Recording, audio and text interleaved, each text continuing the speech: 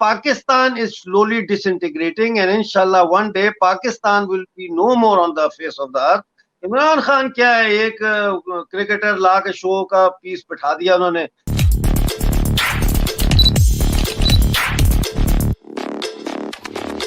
The Ministry of External Affairs, in a very strongly worded statement, has said that it firmly rejects the attempts of Pakistan to bring Gilgit, to make about material changes in the status of Gilgit Baltistan. You remember that Pakistan had said that it wants to provisionally make Gilgit Baltistan its fifth province. So what is it that you feel that India can do? I mean, apart from registering its protest. Well, the first thing I think India should do is they should appoint some representative indigenous person from Gilgit-Baltistan and make them sit in Leh, make a member of Rajya Sabha, or Lok Sabha, so that there is representation of the local people in the Indian Parliament. You know, when we say that Gilgit-Baltistan and POJK are integral part of India, then it should reflect in the political structure as well. Second thing I believe is that there should be a campaign for the release of our political prisoners who are human rights activists, environmental activists, who have been struggling for civil rights as well as protecting environment, like against Chinese mines, mining companies, and against Pakistani Frontier Works Organization. And they have been falsely accused of murders and, civil unrest and all kind of criminal charges, and sentenced to 60 years, 70 years, 90 years imprisonment, and they are languishing there for more than 10 years. So that voice should be raised, and I think someone should go to the Delhi High Court and file a petition for their release, because technically speaking, Baba Jan, Iftikhar Karbalai, Tanveer Ahmed, who pulled down the flag in Dadayal in August, are all Indian citizens. And so we should raise our voice that हमारे जो Indian citizens हैं, they are in the prison, languishing in Pakistani prisons. Why? Release them. I think he made a very good suggestion by saying that, we need to go beyond issuing these normal statements, even if they are strongly worded by the Ministry of External Affairs. We need to go to the next level. Now, one thing is what he suggested, that perhaps the time has come that in the Legislative Assembly of the Union Territory of Ladakh, we already used to have, in the erstwhile state, we used to have seats dedicated to the POK portions, both the Mirpur, Muzaffarabad, as well as the Gilgit-Baltistan region. Now we should bifurcate those seats, and we should have representation, and we could have them by nomination. As long as we don't have control over the territory, we could nominate people of the diaspora to come and sit and legislate in these areas. That could be one. Another thing which we should and we must do is that we should show our seriousness by saying that any company, country, or entity which operates in the Pakistan occupied territories will be sanctioned by India. They cannot do business in India. Any business which they do in India will be appropriated by the government under whatever law. They could be given a few chances to get out of here. But I think we need to show that level of seriousness if we actually want to agitate this issue.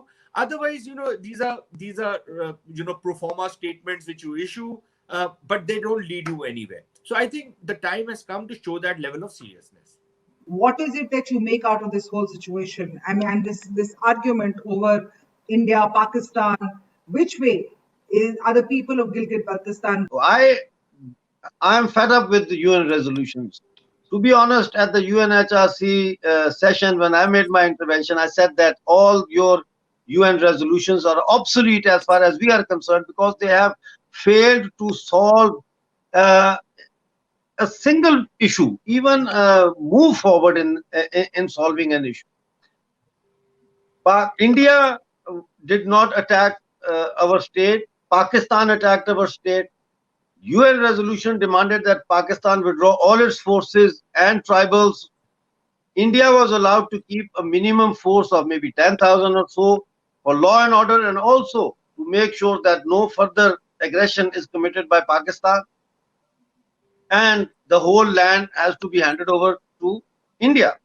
This has not happened, and we have waited for 73 years. Now, uh, as far as China is concerned, I think China is slowly getting fed up with the pace of uh, development of the CPAC, because if you see, for the past 2 years there has been no development in Gwadar, no development on the roads, high roads that would connect Sindh and Gwadar with the ports, with the this corridor.